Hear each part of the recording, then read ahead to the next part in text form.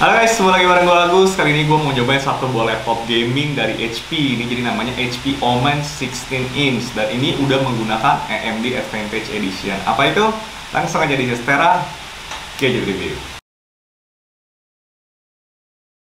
Oke, jadi laptop HP Omen 16 yang satu ini udah menggunakan sertifikasi AMD Advantage. Artinya apa? Ini adalah semacam, kalau kalian yang familiar dengan istilah Intel Evo, itu standar sertifikasi Intel. Di sini AMD menggunakan AMD Advantage yang menandakan bahwa laptop ini kalau buat gaming itu udah kemampuannya sangat-sangat baik ya, udah bagus banget. Itu standarnya adalah menggunakan Ryzen 5000 series ya, dan juga udah menggunakan RX Radeon yang 6000 series. Jadi kombinasi kedua itu udah menghasilkan performa gaming yang kayak mau seberapa laku sudah bebas lah.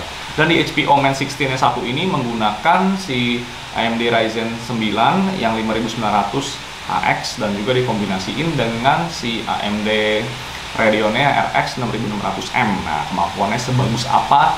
Kita mulai dulu satu-satu dari desainnya dulu. Nih, jadi dari desainnya si laptop HP Omen 16 yang satu ini menurut gue cukup unik ya. Cukup uniknya kenapa? Karena kalau kebanyakan laptop gaming itu ukurannya 15 inch, di sini menggunakan ukuran 16 inch. Jadi efek ini kayak laptopnya agak sedikit lebih besar dibanding kalau laptop gaming kebanyakan.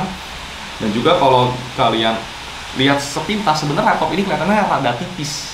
Tapi kalau diangkat ya bebannya mencapai 2,5 kilo, wajar lah, namanya juga laptop gaming. Kalau dari segi desainnya sendiri, gue bisa bilang cukup simple, elegan, ya minimalis lah desainnya, nggak banyak kayak gaming gimana banget. Cuma di sini dia kasih logo diamond di tengah-tengah dengan tulisan Omen. Ini selera ya, kalau gue sih ngelihatnya bukan selera gue, cuma pasti plus minus lah, semua orang punya kesukaan sendiri-sendiri kan. Kalau di bagian dalamnya di sini gue suka nih, dia kayak kasih ada angka 016 di sininya, design and engineered by HP, ini keren menurut gua. Dan juga di ada tulisan Bang & Olufsen, dan untuk trackpad sendiri gede banget, keyboardnya pun nggak ketinggalan RGB-nya warnanya menurut gua juga bagus, dia kayak gradasinya halus, enak dilihat mata. Walaupun ukuran keyboardnya sebenarnya nggak full size ya, nggak ada numpadnya, tapi dia juga bisa mengganti lampu-lampunya itu dengan ada software bawaan HP ya. Jadi memang udah gaming banget lah, ini feel-nya terasa. Kita akan mulai dulu dari bagian connectivity-nya ya. Jadi untuk di bagian kiri kanannya ini menurut gua slotnya cukup lengkap ya. Untuk di bagian kirinya ini ada slot tentu aja untuk colokan buat powernya yang masih pakai colokan konvensional. Terus dia ada untuk kabelan, terus ada USB Type A yang bisa dipakai buat ngecas, dan juga ada DisplayPort, ada juga HDMI 2.0, dan juga ada USB Type C yang bisa dipakai buat ngecas juga di sini. Jadi Type C-nya udah mendukung Thunderbolt 3. Di depannya ada headphone jack yang combo mic dan headphone tentu aja, dan juga ada SD card reader. Kalau di bagian kanannya di sini ada USB A lagi, ada dua, dan di sini udah mendukung 3.1 ya untuk kecepatannya. Nah, satu hal yang menurut gua agak sedikit mengganggu itu adalah di sisi kiri kanan keyboardnya ini ada semacam kayak jeglokan, ada naikkan gini karet. Ini mungkin gunanya kalau misalnya kalian tutup layar biar layarnya nggak baret kena keyboard ya. Tapi ini efeknya jadi kalau kalian tutup itu menurut gua agak wobble-wobble gitu. Gua nggak begitu suka sih. Tapi ini memang picky ya, emang kita ini aja selera. Dan juga layarnya di sini kalau buat nekuk ke belakangnya nggak bisa sampai nekuk-nekuk banget. Ini angle-nya mentok di segini aja. Jadi buat pinch-nya emang dia terbatas karena dia masih desainnya pakai desain laptop gaming aja sih, bukan yang laptop bisa datar. Kalau biasanya pakai laptop maunya yang bisa rata atau bisa tekuk. Untuk konsumsi medianya, si HP Omen 16 yang satu ini layarnya menggunakan tadi udah 16 inch, dan di sini ukurannya 1080p aja full HD-nya, dan juga dia masih IPS, tapi dia udah mendukung refresh rate sampai 144 Hz. Jadi efeknya kalau mau buat main game itu smooth banget. Kalau kalian yang emang main game balapan itu kerasa banget lah, kayak gerakannya asik banget kalau buat main game. Cuma ya itu kembali lagi, ini masih IPS, dan juga untuk brightness-nya bukan yang paling terang. Di sini cuma sampai 300 nits aja. Ya walaupun udah oke, udah cukup bagus buat dipakai di dalam atau luar ruangan. Tapi ini bukan yang paling bukan paling terang. Dan juga kalau misalnya untuk speaker, nah kalau speakernya ini gue malah lumayan kaget sih, mungkin kebiasaan denger Dolby Atmos gitu ya. Jadi sekali lihat Bang & Olufsen, kayak apa sih, sebagus apa sih? Ternyata suaranya ngagetin gue sih. Suaranya tuh renyah banget dan empuk sih, enak, jernih gitu. Walaupun bukan paling kencang, tapi nyaman banget di kuping, dan ini jujur suaranya di luar ekspektasi gue. Jadi gue malah bisa bilang ini speakernya bagus sih. Dan nggak ketinggalan juga untuk konsumsi media, dia udah mendukung Wi-Fi 6 dan juga untuk Bluetooth-nya udah 5.2, jadi ngebut lah buat nyetel apapun juga.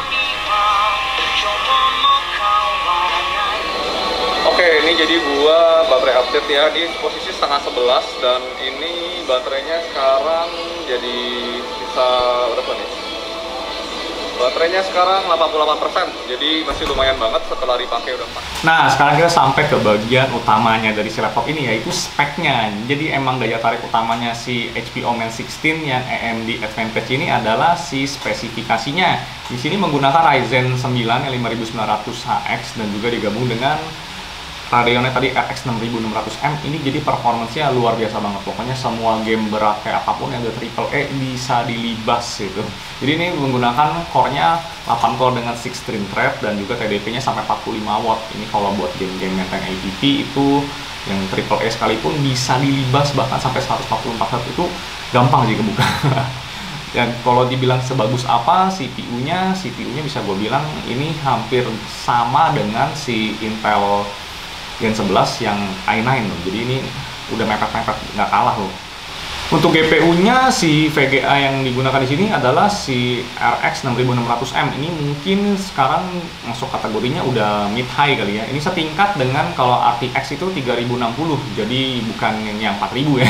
Sekarang udah paling ngeri kan, udah 4000 series. Di sini 3060. Jadi kalau misalnya mau buat main game itu juga udah lebih dari cukup, apalagi cuma 1080p. Tadi gue bilang juga game AAA kayak apapun bisa dilibas dengan gampang. Ini kalau misalnya kalian mau tambahin juga RAM-nya masih bisa. Ini RAM-nya di sini menggunakan 16GB 2x8GB.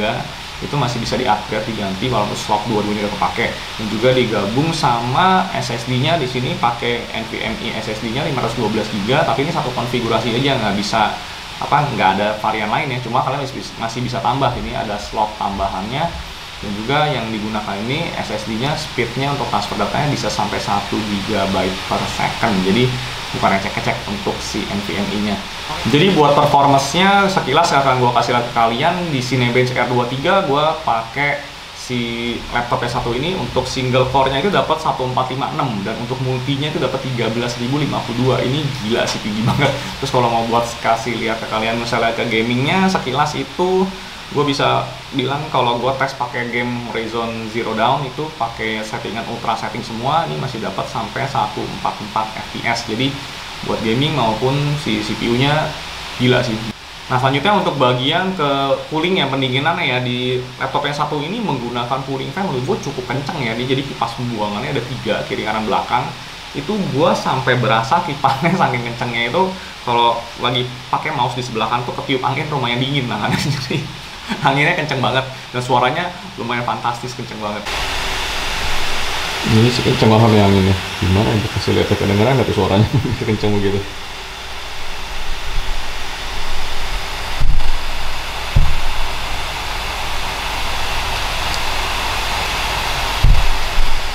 Dan efeknya ya ini lucu. Gua pakai sendiri sih menurut gua cukup adem ya, karena kalau lagi idle itu cuma 28 derajat, tapi gua nggak tahu kenapa gua baca review-review lain ada orang yang bilang panas ya. Ini walaupun idle aja dia bisa sampai 50 derajat.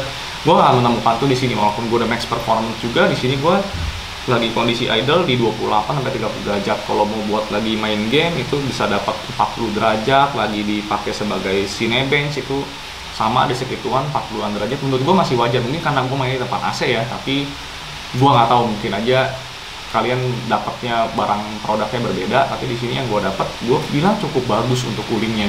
Nah, kalau baterainya, nah ini memang gue setuju sih, baterainya menurut gue juga kurang banget. Di sini baterainya kalau kalian pakai hari-hari aja nggak dicas, itu bukan buat main game, itu cuma dapat sekitar 2-3 jam aja. Walaupun sebenarnya oke buat pengecasannya itu 1 jam lebih udah penuh, tapi menurut gua buat laptop seberat ini kemana-mana kalian harus wajib bawa charger. Apalagi kalau mau buat main game itu cuma dapat sekitar 1 jam lebih doang udah habis. Jadi memang wajib bawa charger yang ukurannya lumayan gede, segede gaban itu wajib kemana-mana dibawa. Oke, jadi kesimpulannya gimana? Bingung juga ya, laptop gaming yang satu ini tentu aja ya udah bagus sih.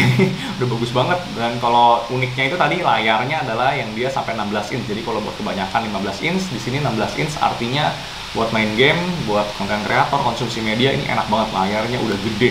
Dan juga ya itu terlepas dari berbagai macam plusnya, harganya nih harus kalian pikirin, harganya itu sampai 25 juta. Jadi memang bukan buat orang kebanyakan ya, buat gamer yang emang entusias banget alias duitnya juga nggak berseri kali ya. Kalau buat gua pribadi harga segini gua rada-rada ya mikir kali ya, karena gua nggak main game, jadi gua lebih mementingkan compatibility, kayak compact bisa dibawa-bawa. Tapi kembali lagi itu selera, mungkin gua salah. Dan juga kalian harus pikirin di sini baterainya itu tadi yang menurut gua kalian harus toleransi ya. Jadi emang baterainya bisa dibilang biasa aja gitu kan, dia bahkan kemana-mana harus bawa charger, jadi itu harus dipikirin. Kalau kalian bisa toleransi itu dan duit nggak masalah, ya beli aja sih. Nggak masalah juga kan. Itu aja dulu, jangan lupa klik like and subscribe, ntar kan gua taruh link pembeliannya di description video di bawah. Gua Agus, this is Target Review. See you next time.